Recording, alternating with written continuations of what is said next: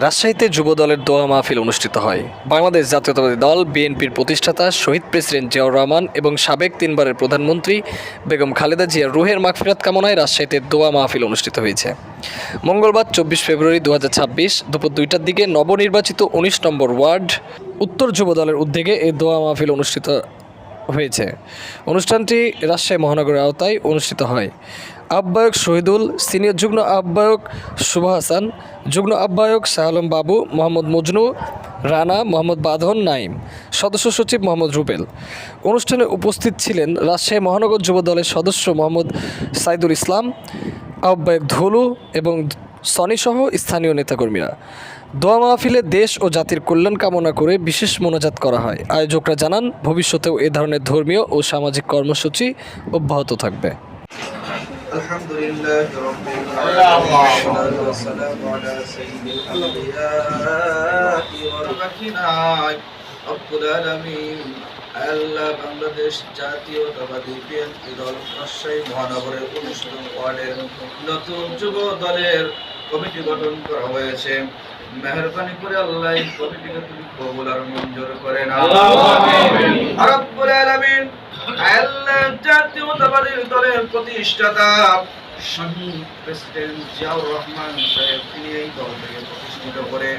আজকে দুনিয়ার জমিন থেকে চিরবিদায় নিয়ে কবরের আসামি হয়ে গেছেন। মেহেরবানি করে আল্লাহ আমাদের স্বাধীনতার ঘোষক শহীদ প্রেসিডেন্ট জিয়াউর রহমানের কবরটাকে তুমি জান্নাতের বাগান বানায়া দাও।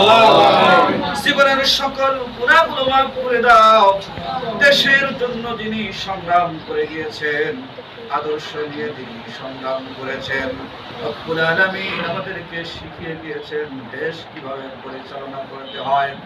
রব্বুল আলামিন সদা সর্বদা গরীব দুঃখী মেহনতি মানুষের পাশে থেকেছেন। দেশের জন্য জীবন দিয়ে এই দুনিয়া ছেড়ে বিদায় গ্রহণ করেছেন।